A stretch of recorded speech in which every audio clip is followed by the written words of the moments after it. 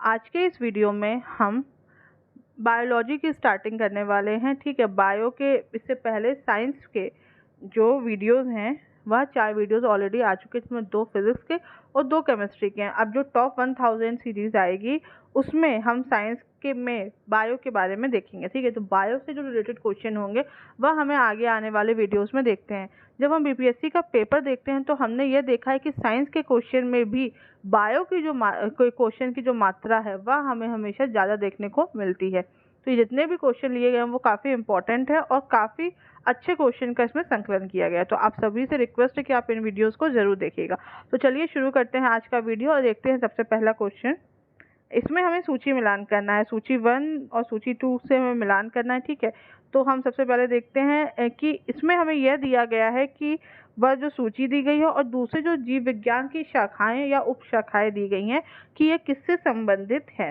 तो सबसे पहले देखते हैं पक्षी। पक्षी का है ऑर्निथोलॉजी। ठीक है, तो यह हमें कहाँ यह मिलेगा 3rd नंबर। ठीक है, फिर हम देखते हैं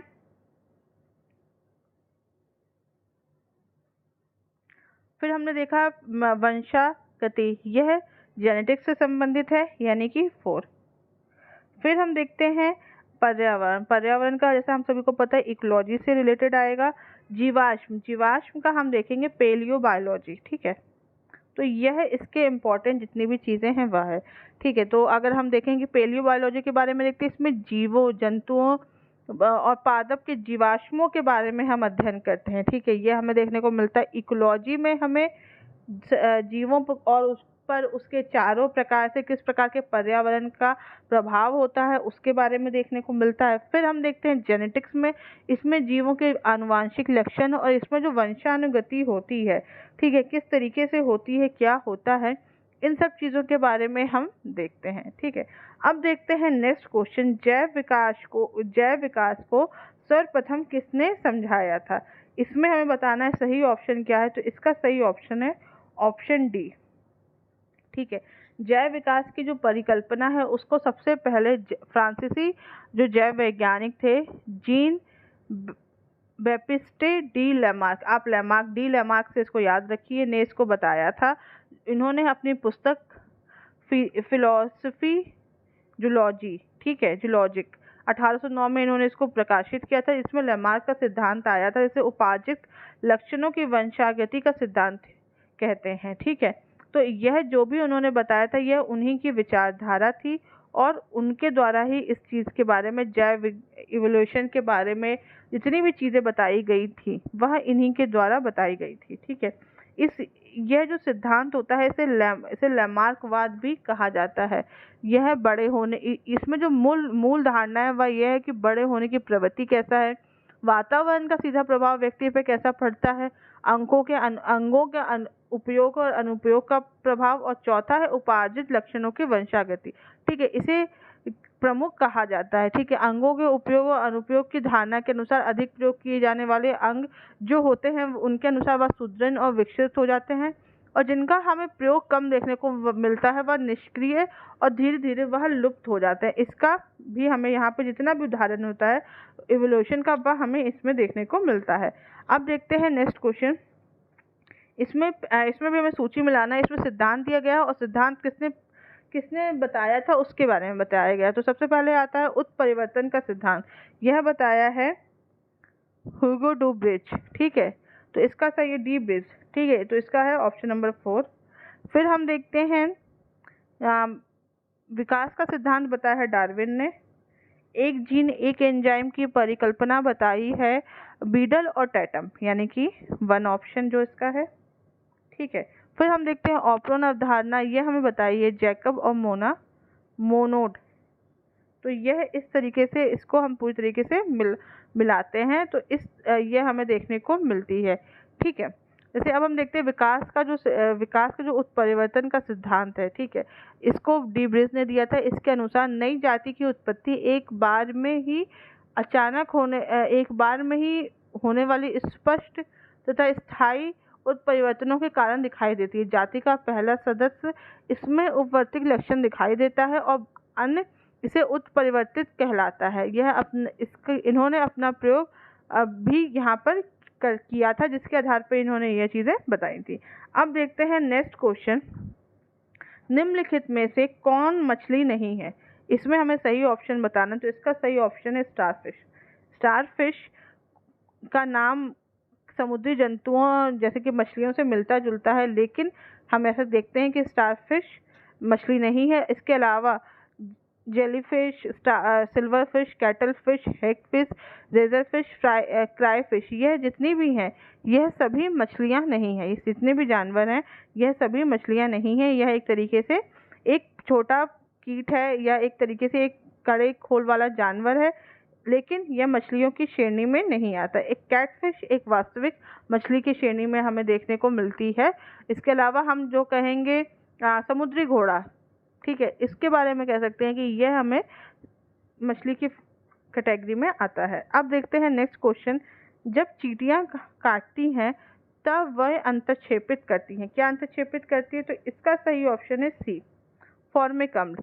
ठीक है, चींटियों के काटने पर शरीर में फॉर्मिक अम्ल का अंतःक्षेपण होता है, जिसके परिणाम स्वरूप शरीर में दर्द या चिंचिनाहट का आभास होता है। फॉर्मिक अम्ल एक कार्बनिक कंपाउंड है जो कार्बोफ्लिक्स श्रेणी का सदस्य है। यह इसका उपयोग दैनिक जीवाणुनाशी के रूप में, रबड़ के व्यवसाय और फलों के रस को सुरक्षित करने में किया जाता है। ठीक है, तो ये हमें देखने को मिलता है। अब देखते हैं नेक्स्ट क्वेश्चन, अदरक तना है जड़ नहीं, क्योंकि मतलब अदरक तना है जड़ नहीं है, क्यों? तो इसका सही ऑप्शन है ऑप्शन बी, इसमें नोड और इंटरनोड होते हैं। नोड और इंटरनोड के उपस्थित होने पर जो होता है ना, यह सिर्फ तने में पाया जाता है। ठीक है, और यह जो लक्षण है ये जो संरचनाएं हैं ये हमें अदरक में दिखाई देती हैं। अतः यह कहा जा सकता है कि अदरक तना है जड़ नहीं। अदरक तने का रूपांतरण है, इसका संग्रह अंग तना है। जबकि हम देखते हैं जो जड़ों की श्रेणी में कौन कौन जाते हैं, शलगम, गाजर, शकरकंद, यह जितने भी जो फल जो है यह सब जड़ों की श्रेणी में आते हैं। अब देखते हैं नेक्स्ट क्वेश्चन, अफीम का मुख्य अवयव है। इसका सही ऑप्शन है ए, मॉर्फिन। ठीक है, मॉर्फिन जो होता है यह सोमन फिरेम पेपरेसी कुल का एक प्रमुख पौधा है। इसमें एक कैप्सूल के रूप में लेक्टस से हमें अफीम प्राप्त होता है। अफीम में अनेक एल्कॉइड जैसे कि मॉर्फिन, कोडीन, पेपरविन आदि प्राप्त की जाती है। अफीम में मुख्यतः जो मॉर्फिन होती है उस नाम का एक्लॉइड पाया जाता है। अफीम अनेक औषधियों में सिडेक्टिव यानी सोने के या होते हैं ना आपके दिमाग को शांत करने के प्रयोग में किया जाता है, लेकिन जो इसका एडिक्शन होता है वह काफ़ी ज़्यादा नुकसानदेह होता है। इसका रासायनिक नाम है पेपेवर सोमनीफेरम। ठीक है, और अफीम के पौधे से, अफीम में जो होता है ना कि अफीम के पौधे से दूध को सुखाकर ये बनाया जाता है। ठीक है, और अफीम के दूध निकालने की जो प्रक्रिया होती है उसमें एक कच्चे जो फल होता है उसमें चीरा लगा के यह प्रयोग किया जाता है और उसी प्रकार से वह बनाया जाता है। अब देखते हैं नेक्स्ट क्वेश्चन, सौर ऊर्जा एटीपी में बदलती है, किसको बदलती है? तो इसका सही ऑप्शन है ऑप्शन बी। ठीक है, क्लोरोफास्ट में सौर ऊर्जा एटीपी में बदलती है।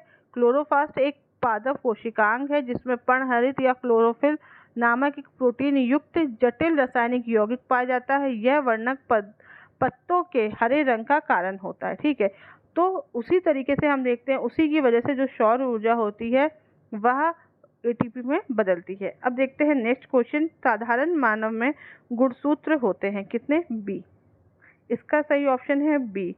ठीक है, तो एक जो मनुष्य होता है उसमें जितने क्रोमोसोम या कहे जाते हैं इनकी जो कुल संख्या होती है वह 23 जोड़ी यानी कि 43, टोटल 46 43 नहीं 46 होती है। पुरुषों में 44 प्लस XY और स्त्रियों में 44 प्लस XX क्रोमोसोम होते हैं। पुरुष तथा स्त्री में 22 जोड़ों में क्रोमोसोम होते हैं और जबकि जो 23वां होता है वह जोड़ा पुरुष में XY और महिलाओं में XX होता है। ठीक है, जिससे हमें यहाँ पे जो सेक्स जो होता है आपका पता चलता है वह इसे पता चलता है। और पेरेंट में जिस तरीके से जो गुणसूत्र होते हैं उसी से वह गुणसूत्र हमें संतान में देखने को मिलते हैं। ठीक है, अब देखते हैं नेक्स्ट क्वेश्चन, इसमें हमें बताना है जीन क्या है? इसका सही ऑप्शन है ऑप्शन ए। डीएनए का एक भाग है। प्रत्येक गुणसूत्र में डीएनए का अत्यधिक लंबा व कुंडलित सूत्रनुमा अणु होता है। इसी अणु के छोटे छोटे खंड को जीन कहते हैं। सामान्यतः एक जीन में डीएनए अणु के 5000 से लेकर 1 लाख जोड़ी मोनो अणु पाए जाते हैं। ठीक है, एक अणु पाए जाते हैं। इसके आधार पर हम ये देखते हैं कि जो ये इसका जो नियम है, यह एक जो इस डीएनए की खोज अगर हम कहेंगे तो डीएनए की खोज doctor James Watson, doctor Francis Crick और एफ विल्सन तथा फ्रैंकलिन नामक वैज्ञानिकों ने इसकी खोज की थी। ठीक है, डीएनए जो जीव कोशिका में 2 प्रकार के न्यूक्लिक अम्ल डीएनए और आरएनए होते हैं, उससे मिलकर ये पूरी चीज़ें वह प्रक्रिया चलती है। और डीएनए जो होता है वह डीएनए से ही आरएनए की कॉपी बनती है। और जितना भी जो प्रमुख कार्य है, जो जीन के बारे में बताता है, वह सभी चीज़ें हमें डीएनए से पता चलती है। और जीन के भीतर अनुक्रम आधार में होने वाले परिवर्तन को उपपरिवर्तन कहा जाता है। और विकास के लिए यह आनुवांशिक परिवर्तन काफ़ी ज़्यादा महत्वपूर्ण हमें देखने को मिलता है। अब देखते हैं नेक्स्ट क्वेश्चन। नाइट्रोजन स्थिरीकरण जीवाणु किस पौधे की जड़ के साथ संयोजन करता है? इसका सही ऑप्शन है ऑप्शन ए, दालें।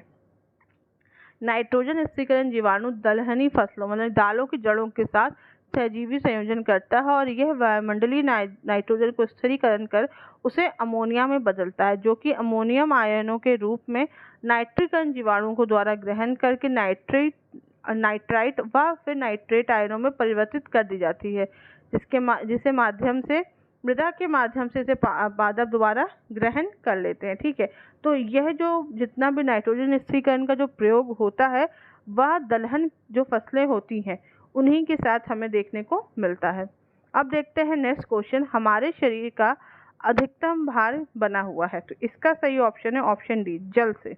ठीक है, हमारे शरीर का अधिकतम भार जल से बना हुआ है, जिसमें इसकी मात्रा लगभग 60 से 70% पाई जाती है। जो एक न्यू बॉर्न बेबी होता है उसमें लगभग वाटर का जो भाग होता है वह 75% होता है और एक वयस्क फिर उसमें 60 से 65%। वयस्क स्त्री के शरीर में ये 50 से 60% के बीच में होता है। यह प्रकृति का सबसे उत्तम विलायक यानी कि सॉल्वेंट है। जीव तंत्रों के अन्य अधिकांश जितने भी पदार्थ होते हैं वह जल में ही घुले रहते हैं। इसके अलावा इसके प्रकार जैसे कोशिका द्रव, ऊतक द्रव, रुधिर, प्लाज्मा आदि जितनी भी चीज़ें होती हैं ये सभी इनका जो आधारभूत जो तल होता है वह सब हमें जल देखने को मिलता है। अब देखते हैं नेक्स्ट क्वेश्चन। एक वयस्क मानव में कितनी अस्थियां होती हैं? तो इसका सही ऑप्शन है ऑप्शन बी। ठीक है, वयस्क मानव में 206 बोन्स पाई जाती हैं, जो कि एक पूरा स्केटल सिस्टम का कंकाल तंत्र का निर्माण करती है। कंकाल के अक्षीय और उपांगीय भागों में अस्थियों की संख्या पृथक पृथक होती है। ठीक है, अस्थियों के माध्यम ओसिन नामक प्रोटीन पाया जाता है। इसमें कठोरता के कारण यह अकार्बनिक पदार्थ की मात्रा यहाँ पर ज़्यादा पाई जाती है। ठीक है, तो हम इस तरीके से देखते हैं। और अगर हम देखें कि सबसे छोटी जो हड्डी होती है वह हमारे कान में पाई जाती है, इसे फीमर कहा जाता है। और मानव शरीर की सबसे जो बड़ी हड्डी होती है, ठीक है, नहीं, जो सबसे छोटी हड्डी होती है जो कान में पाई जाती है उसे स्टेपीज कहते हैं। और जो सबसे बड़ी हड्डी होती है वह हमारी जांघ में पाई जाती है, जिसे फीमर कहते हैं। ठीक है, तो इस प्रकार से ये पूरी चीज़ें होती हैं। अब देखते हैं नेक्स्ट क्वेश्चन। एंजाइम मूलतः क्या है? तो एंजाइम क्या है? तो एंजाइम मूलतः प्रोटीन है।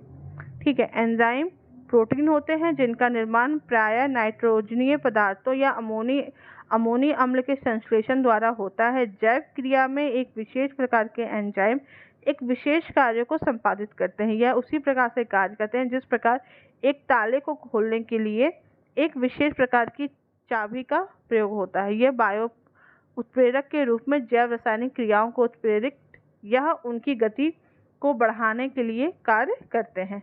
ठीक है, तो एक जैविक सिस्टम में जो रासायनिक प्रक्रिया मतलब को जो तेज करने वाली जो प्रक्रिया होती है उसको हम एंजाइम कहते हैं।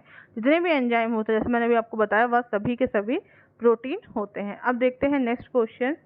निम्नलिखित में से कौन सा लार की सहायता से पच जाता है। ठीक है, तो इसका सही ऑप्शन है ऑप्शन बी स्टार्च।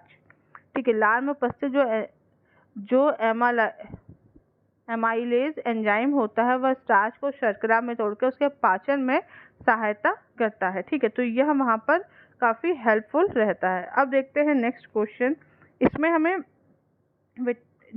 विटामिन दिए गए हैं और उनसे जुड़ी हुई जितनी भी चीज़ें हैं उनके बारे में हमें बताना है और वहाँ पे हमें मिलान करना है। सूची 1 से सूची 2 को हमें मिलान करना है, तो इसको देखते हैं। ठीक है,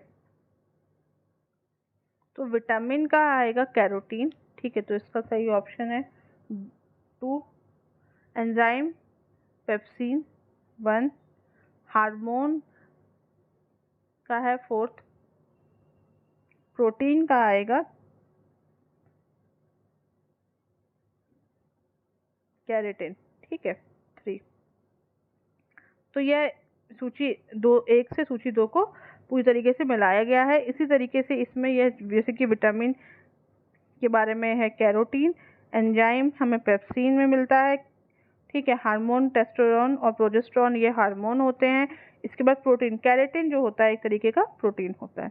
अब देखते हैं क्वेश्चन नंबर 17। इसमें विटामिन दिया गया है और इसकी सूची ये कहाँ पाया जाता है वह मिलाना है। ठीक है, तो सबसे पहले हम देखते हैं विटामिन के बारे में। विटामिन के का है सबसे जो पहला है वह है अल्फा अल्फा, यह है 4। ठीक है, फिर हम देखते हैं विटामिन डी कॉड यकृत तेल। ठीक है 3। विटामिन ई 1 यानी कि गेहूं भ्रूण तेल। विटामिन सी नींबू। ठीक है, तो विटामिन सबसे पहले शुरू करते हैं विटामिन ई से। विटामिन ई का जो गेहूं भ्रूण का जो तेल होता है उसमें पाया जाता है। यह शरीर को स्वस्थ बनाने के लिए सबसे ज़्यादा ज़रूरी है उनमें से एक है। यह एंटीऑक्सीडेंट का प्रयोग करता है और मानव के शरीर को समान रूप से कार्य करने में सहायता प्रदान करता है। विटामिन ई वसा में घुलनशील है और इसका जो यह गेहूं के अंकुर के तेल में सबसे अधिक पाया जाता है। ठीक है, तो यह एक प्रकार का प्रमुख कार्य है। उसके अलावा हम देखते हैं विटामिन डी। ठीक है, विटामिन डी के बारे में देखते हैं। यह सूर्य के प्रकाश में या कॉड यकृत तेल में विटामिन डी पाया जाता है। ठीक है, और इसके साथ साथ फिर हम देखेंगे विटामिन के। यह अल्फा अल्फा जो है वह विटामिन के, उसमें विटामिन के का प्रचुर मात्रा मिलती है। संतरा या नींबू, इसमें विटामिन सी की सबसे ज़्यादा मात्रा देखने को हमें मिलती है। तो इसी तरीके से हम देखते हैं कि ये पाया जाता है। अब देखते हैं नेक्स्ट क्वेश्चन। जल में घुलनशील विटामिन है, इसका सही ऑप्शन है option B vitamin C. Vitamin C और विटामिन ई जो ये विटामिन बी और विटामिन सी यह जल में विलय होते हैं, जबकि विटामिन ए डी ई और के यह वसा में विलय होते हैं। ठीक है, यह सारे जो वसा में विलय होते हैं और विटामिन बी और विटामिन सी यह जल में विलय होते हैं। अब देखते हैं नेक्स्ट क्वेश्चन। अल्फा केराटिन एक प्रोटीन है जो कहाँ पाया जाता है। ठीक है, इसका सही ऑप्शन बताना है। इसका सही ऑप्शन है ऑप्शन बी। ठीक है, अल्फा केराटिन जो एक प्रोटीन होता है ये त्वचा में उपस्थित होता है। यह केराटिन का एक भाग है जो जल में घुलनशील है और यह संरचनात्मक और तंतुवत होता है। यह सींग, नाखून, खुर या बालों आदि में भी पाया जाता है। केराटिन यह नाखूनों में, बालों में, इन सब जगहों में जितना भी पाया जाता है इन सभी जगह यह प्रोटीन पाया जाता है। अब देखते हैं नेक्स्ट क्वेश्चन। निम्नलिखित में से कौन सा मुख्यतः कार्बोहाइड्रेट है। तो इसका सही ऑप्शन है चावल। ठीक है, जितने भी विकल्प दिए गए हैं उसमें चावल कार्बोहाइड्रेट का मुख्य स्रोत है। 100 ग्राम पके हुए चावल में लगभग 25.5% जो ग्राम होता है वह कार्बोहाइड्रेट मात्रा पाई जाती है। ठीक है, और चावल 90% चावल में 90% कैलोरी कार्बोहाइड्रेट से आती है। चावल साधारण खाद्य पदार्थों की तुलना में अधिक विटामिन, खनिज और फाइबर यह सारी चीज़ें हमें बताता है। ठीक है, तो आज की वीडियो में बस इतना ही। आपको इस वीडियो की पीडीएफ और इससे पहले जितनी भी पीडीएफ है आपको सब हमारे टेलीग्राम ग्रुप में मिल जाएंगी। और अगर आपको इससे रिलेटेड कोई भी डाउट हो तो आप मुझे कमेंट बॉक्स में पूछ सकते हैं। Thank you so much.